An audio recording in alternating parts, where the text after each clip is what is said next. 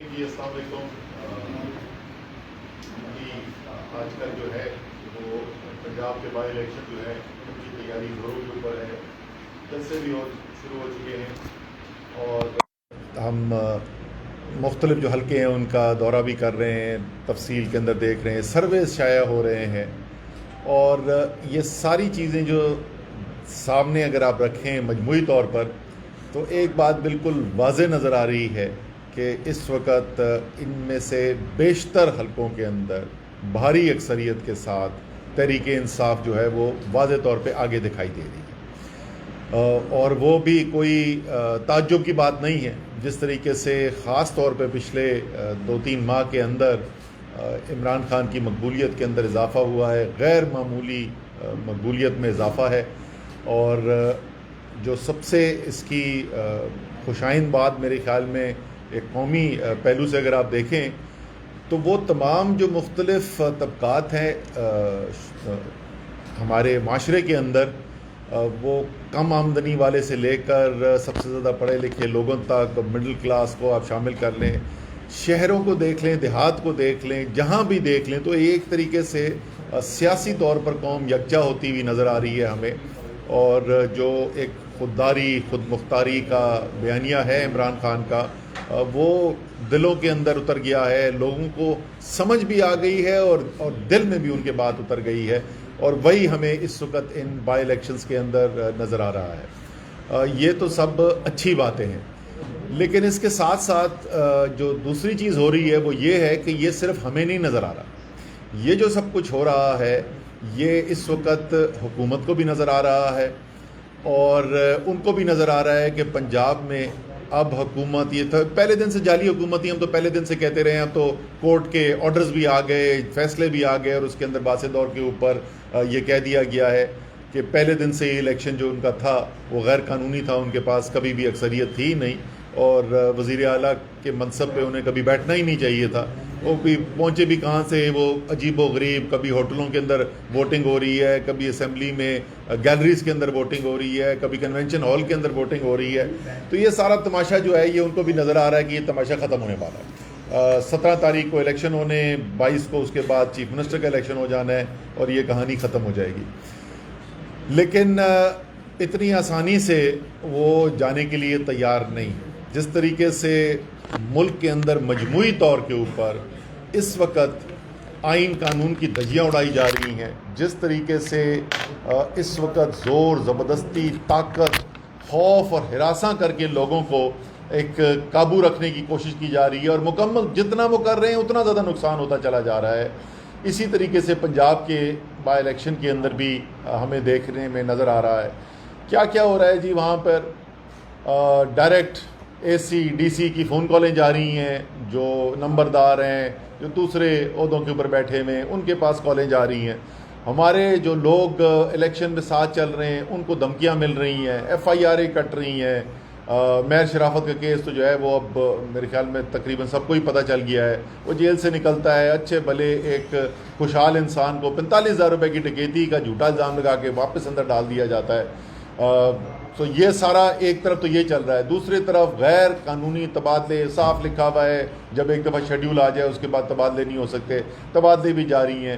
غیر قانونی طور کے اوپر جو قانون کی خلاف ورزی کرتے ہوئے تعمیراتی کام کرانے کی بھی کوشش کی جا رہی ہے. اور سب کو پتہ کام جو 2 ہفتے میں تو مکمل ہونے نہیں, تو وہی وہ پرانا جو طریقہ ہے, آ کے بجری پھینکی اور گارا پھینکا, کوئی لائن کہیں سے گیس کی پائپ لائن پھینک دی اور چلے گئے. اسی طریقے سے آپ اگر آپ دیکھیں تو سب سے زیادہ شاید خطرناک چیز جو ہمیں نظر آ رہی ہے وہ ہے غیر قانونی طور پر ووٹس کا اندراج. اس کے اوپر ہماری جو ووٹس کے اندراج ہے اس کے اوپر تو ہماری پٹیشن فائل کر دی گئی ہے. انفرادی پٹیشن جو ہے حلقوں سے وہ پہلے ہی فائل ہو چکی ہیں اور کئی دن ہو گئے ہیں, اور ابھی تک الیکشن کمیشن نے اس کے اوپر کوئی ایکشن نہیں کیا ہے. 2 بڑی سادہ سی چیزیں ہیں, سیاہ اور سفید ہے قانون کے اندر, اس کے اندر کوئی اس کی انفرادی رائے کا کوئی اس میں گنجائش موجود نہیں ہے. جس دن الیکشن کا شیڈیول اناؤنس ہو جاتا ہے قانون واضح طور پہ کہتا ہے اس دن کے بعد ایک بھی ووٹ آگے پیچھے نہیں کیا جا سکتا. اور ہم نے دیکھا ہے کہ 25 مئی کے بعد 2 جون کو الیکٹورل رولز شائع کیے گئے ہیں جس میں ہزاروں کی تعداد میں نئے ووٹ بھی آ گئے ہیں، اور خاص طور پہ ایک جہاں پہ سب سے زیادہ تفصیل سے ہم نے کام کیا تھا وہ شخپورہ کی جو کانسٹیٹونسی ہے پی 140، وہاں پر نہ صرف یہ ہزاروں ووٹ آ گئے لیکن یہ زیادہ تر ہزاروں ووٹ وہ ہیں جن کے شناختی کارڈ کا نہ مستقل نہ عارضی پتہ اس حلقے سے تعلق رکھتا ہے۔ یہ اس سے زیادہ صاف واضح قانون کی خلاف ورزی ہو نہیں سکتی، تو یہ ہماری پٹیشن وہاں پر رکھی ہوئی ہے۔ اس وقت انفرادی طور پر تو تھی، اب ہم ہائی کورٹ کے اندر بھی کل ہم نے اپنی پٹیشن شامل کر دی ہے۔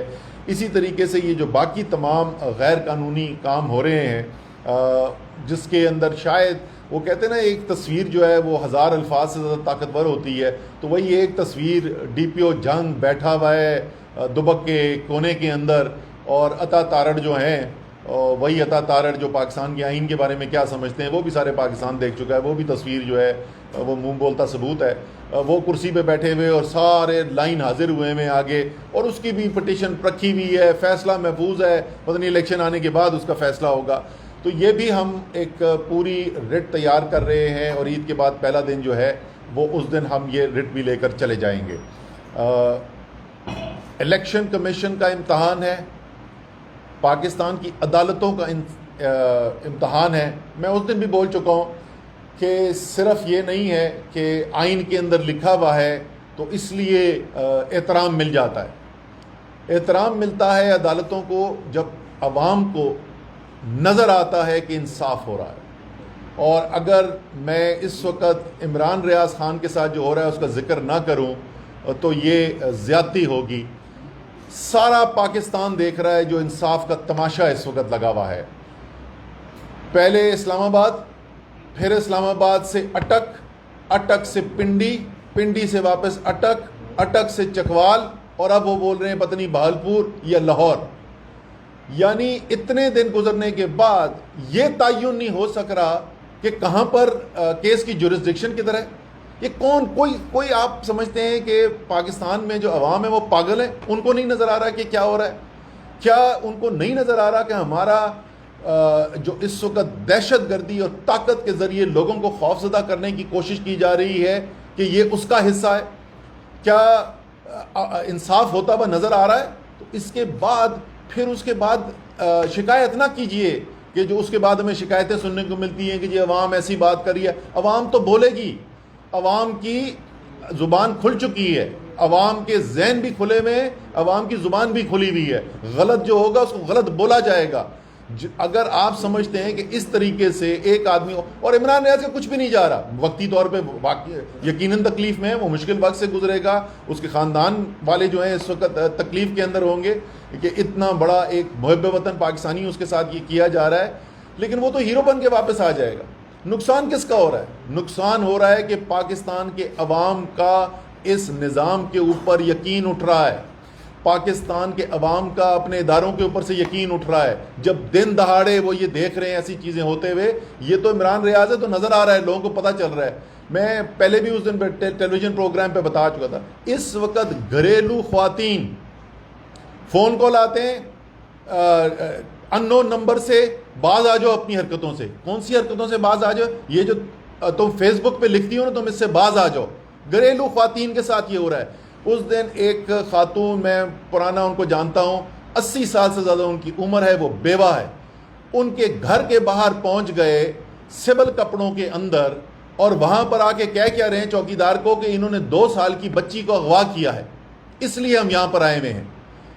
کیا کس جگہ پاکستان کو لے جانا چاہتے ہیں؟ کوشش کیا آپ کر رہے ہیں؟ کیا آپ چاہتے ہیں کہ سارا پاکستان جو ہے وہ پاکستان کے عوام کا یقین ہی اٹھ جائے؟ یہ نہیں ہونے والا۔